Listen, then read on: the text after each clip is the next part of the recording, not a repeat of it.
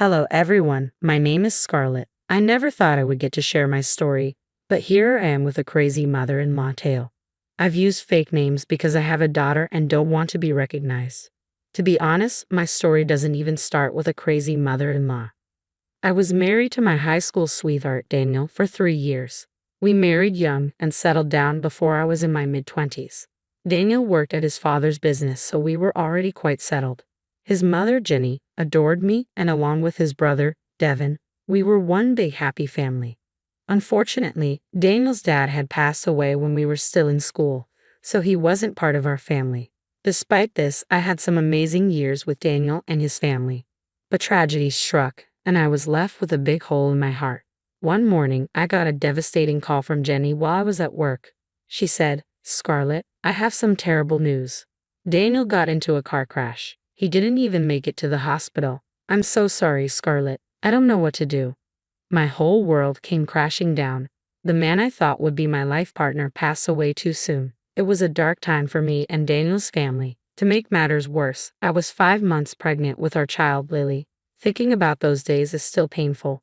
Daniel may be gone, but he'll always be a big part of my life. I gave him a part of my heart, and he took it with him when he died. Suddenly, my world changed dramatically.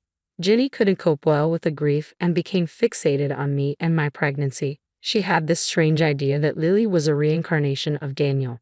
She would constantly call my unborn child her baby and try to make decisions about my body. Dealing with Jenny was a nightmare.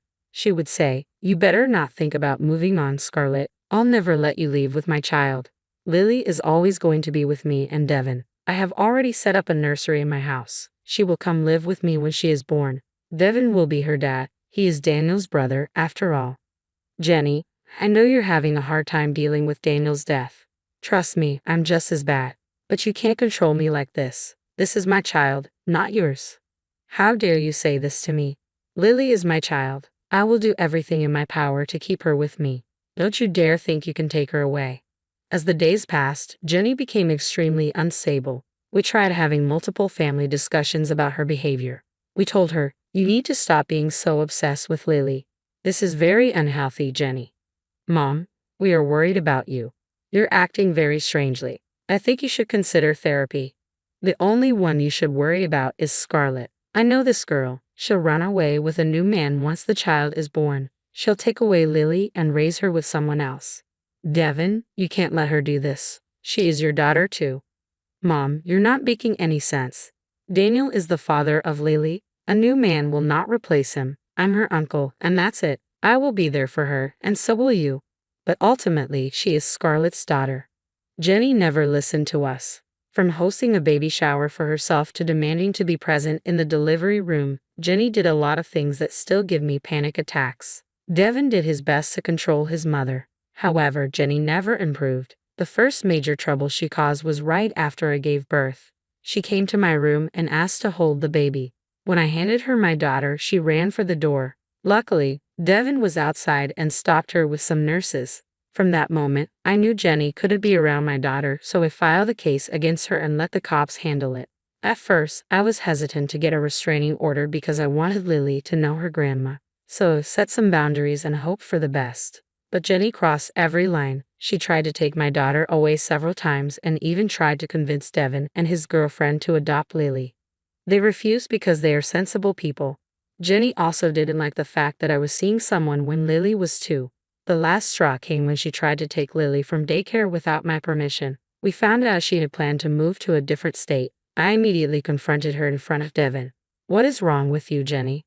How many times do I have to tell you that you can't see my child without my permission? Even the courts are with me on this, yet you keep trying to take her away. Lily is my child, and she deserves to be with me. I'll keep her until Devin and his girlfriend get married. Then we will be a happy family. You can go have a new child with your boyfriend." "Mom, you can't say or do things like this. We have already told you that Lily belongs to Scarlett. If she marries again, Lily will have a father figure. You don't have to worry about her." "No, no, no. This is Daniel's daughter. I won't let anyone else raise her. She is mine and mine only. Scarlett is nothing but a womb. I will take my Lily away from this witch." By that point, I was completely done with Jenny. She never improved and only got worse with time. I was genuinely worried for Lily's safety, so I decided to file a restraining order against Jenny. I knew the restraining order would make her furious, so before she could cause any more damage, I moved to a different country. I took a transfer and left without telling anyone the address. Only Devin knew because he was dependable. Jenny's behavior left a lasting impression on me, and I was always paranoid that she would take my child. The first year after I moved was hell, but I got therapy and decided to get better for my daughter. I also developed a good connection with Carlos, a local resident. He was the reason I moved to the country. Carlos loved my daughter a lot, and they quickly formed a great bond, so I was sure the relationship would work out. Jenny found out about Carlos and tried to call me. "You cheating witch. I'm sure you've been cheating. I will never let you live in peace. I'll bring Lily back to me. Just wait. Jenny, I have a restraining order against you. I don't want to do this, but you have left me no choice. If you really love Lily, you should get therapy and get better for her." "Don't tell me what to do, Scarlett. I don't need therapy. I only want my baby Lily back. One day, I will take her away from you, and then all you will do is cry." That one phone call was enough to send me into a spiral again. Carlos and my therapist had a tough time soothing my fears. My paranoia skyrocketed, and my world got dark. Somehow, I managed to deal with the situation and kept all these conversations as evidence.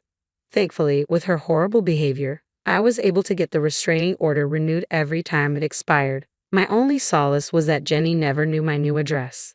For the next few years, things went pretty well for me. I was slowly starting to cope with my mental health problems while dealing with Jenny. I can't begin to tell you how many phone numbers I had to change. When Lily was 6, I married Carlos and began my life with him. Devin and his girlfriend, now fiancée, were invited. However, Jenny was strictly not allowed at the wedding. After Devin went home, he called me about Jenny. He said, "Scarlett, Mom found out about your wedding.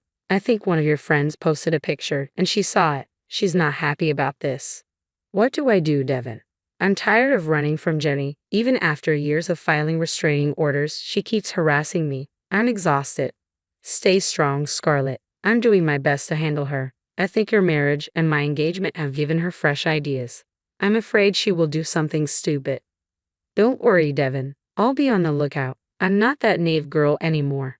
Jenny can plan as much as she wants, but I won't let her take Lily. I was determined to protect my child. I quickly ordered high-security cameras and installed them all around the house. I also briefed Lily's school and babysitter about Jenny so that she couldn't make up weird stories. Carlos was with me through it all. Years of therapy helped me deal with the situation better. While the old me would panic and become paranoid, the new me stayed calm and made plans. I prayed Jenny wouldn't pull any stunts, but I was ready to act if she did. Jenny's last crazy episode happened very soon after. One morning, while I was at the office pulling an overtime shift, I was surprised by a call from Devin. I had no idea why he would call me at work, and my stomach was in knots as I picked up the phone. Devin sounded panicked and said, "Scarlett, you have to listen to me. This is serious. Mom just left me a message that she's bringing back Lily. I know they will never allow that, and I'm afraid she will do something stupid." What the hell, Devin? I never gave her permission to take Lily. We have a restraining order against her. I think Mom is planning to kidnap Lily and bring her to my house. I've tried to change her mind, but I'm afraid she will run away with her if I push her too much. You need to stop her before she takes Lily. Thank you for telling me, Devin. I have no idea why Jenny still hasn't gotten the hint. Her behavior keeps escalating. She's adamant that Lily should stay with her. Mom is still obsessed with having Lily replace Daniel as her dad, but she's being very unreasonable. I know she needs help, but she refuses to go to therapy. I'm sorry to say this, Devin, but this time I don't think I can forgive her. If she really tries to kidnap my daughter, I will be sending her to jail. Devin understood my stance and promised to be in touch in case something went wrong. Meanwhile, I started to plan a trap for Jenny. I knew that even if I left work right then, I wouldn't be able to reach home on time. So, I picked up my phone and made a call. Then I simply sat back and waited for Jenny to show up. I had a small hope that Jenny wouldn't be this crazy, but it turns out she truly was. My house has security cameras covering the entire place, so I was able to watch everything while driving back home with a friend. As I watched Lily play on the lawn, I spotted Jenny making an entrance. Jenny actually tried to take my daughter. I was enraged by her behavior. Even after everything, she wanted to ignore the court and take my child. She did it in the afternoon, knowing I wouldn't be home. However, she didn't know one thing about my life. Carlos and I had gotten married 6 months ago, and Lily's new stepfather was watching everything from inside the house. As soon as Jenny snatched up Lily, she cried out for Carlos, who immediately came and blocked the front door. Through the security camera, I saw Jenny go completely white as a ghost. My daughter fought off her arms and ran straight to Carlos. There was one thing Jenny didn't know about the new man in my life. Carlos was a police officer. To be precise, he was the sheriff of our county. Jenny took one look at him and her jaw dropped, especially because he was still in his police uniform. He had just come back from work and was spending time with my daughter before I came home. The call I made from the office was to Carlos. He picked up my daughter from school and stayed home until I got back. Jenny stupidly thought I would leave my daughter unsupervised. Instead, she found a living and breathing cop stationed at my house. I heard Carlos say, "What are you doing here, Jenny? I know you were Scarlett's mother-in-law. I'm interested to know what brings you here." "I'm here for my grandbaby. It's time she spent time with me." "Who the hell are you? And where is my grandbaby?" "First of all, you are not supposed to be in this house. I also know that you don't have any visitation rights with Scarlett's daughter. I suggest you tell me your intentions since there are cameras in the house. Who the hell are you? Why are you in this house around my granddaughter? You're not supposed to be here. I won't allow an unknown man to be near my granddaughter." "I am not an unknown man. I'm her stepfather, and I have every right to be here. You are not supposed to be here since you have trespassed into my house, tried to kidnap Lily, and violated restraining orders. I have already called my mates to come and arrest you." No, you cannot arrest me. I'm not doing anything wrong. My granddaughter belongs to me and Devin. I won't let Scarlett let a stranger raise Daniel's daughter. Only Devin is fit to be her dad. Listen to me, Jenny. You need to step away from this house right now. The cops will come and arrest you if I don't do it myself. Jenny kept arguing with Carlos while I hurried home to them. My friend from work drove me to my house, and as I watched the confrontation, Carlos warned Jenny that she would face serious consequences if she didn't leave. But Jenny decided to continue arguing. As soon as I reached the house, Jenny started shouting at me. She said, "You witch, you intentionally married a cop so that you can take away my granddaughter. This is all you're planning. I always knew you were a total witch." "Calm down, Jenny. You keep forgetting that my cop husband is right in this house. Believe it or not, he will arrest you if you keep harassing us." "I won't go down so easily. I'll tell everyone that you were cheating with Carlos before Daniel died. I will ruin your reputation and take Lily." "Carlos, you can add harassment and slander to Jenny's list of offenses now. Looks like she won't stop." Just then, the rest of the cops arrived. They came inside the house and spoke to Carlos about the situation. When Carlos and I gave our statements, Jenny threw another fit. She started screaming and crying about how unfair and selfish we were being. "You are a vile woman, Scarlett. You want to keep me away from Lily. You have no respect for Daniel's memories. Why can't you just give Devin my granddaughter? He's the only one who should be her dad. She is my granddaughter. I have the right to decide who raises her.